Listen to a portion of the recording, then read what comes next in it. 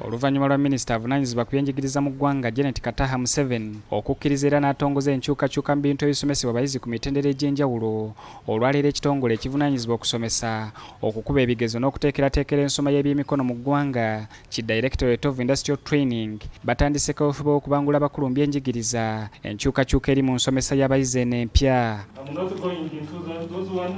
Muntekateeka ey'okusoma eno empya abakulu mu byenjigiriza baagala okudibya enkola ey'okusomesa abaana ebaddewo enkadde ebadde tewa nnyo bayizi bukugu oluvannyuma lw'okumaliriza emisomo gyabwe. Mu nkola eno abayizi baakusomesebwa amasomo 72 ng'okusingira ddala bagenda kusomesebwa eby'emikono kyokka ng'omuyizi waakuweebwa omukisa okusoma ekintu ky'asinga okwagala. Bwe banaagezesebwa bajja kufuna ebbaluwa ebanjula ku mirimo.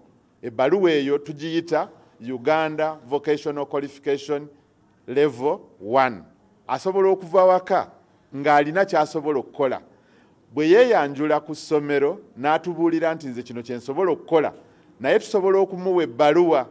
Kubanga abantu ab'omugaso abasinga mu economy sigamba mbu oba be basomye ennyo naye abalina emirimu abasobola okubeerezaawo bannaabwe bano ab'omu entertainment industry nga bannandujja bwe batyo. Enkola eno ewomeddwamu omutwe ekitongole ki Directorate of Industrial Training, Minisitule evunanyizibwa ku byenjigiriza mu ggwanga wamu n'ekitongole ki National Curriculum Development Center abavunanyizibwa ku bisomesebwa abayizi ku mitendera egy'enjawulo. Patrick Byakatonda nga yakulira ekitongole ki DIT ategeezezza nga balina essuubi nti singa enkola eno inaateekebwa mu nkola era n'etandika okugobererwa amasomero gonna, abayizi si baakuddamu kusanga kusoomoozebwa nga banoonya emirimu oluvannyuma lw'okumaliriza emisomo gyabwe. Curriculum empya egenda kufuula omwana nga si tanoonya mirimu naye ng'asobola okukola emirimu, kubanga abasinga kwegamba ensoma yaffe emirimu gifuuse gya bbula. Bano baagala abayizi okufuna obukugu mu bintu bye basobola okukola n'emikono gyabwe okwawukanako n'enkola enkadde ebaddewo ng'abayizi basoma mu wawa. Bye tubadde tusomesa okuva mu 1918 bibadde nga tebitunuulira byanfuna yaffe na biki bye twetaaga nga Bannayuganda.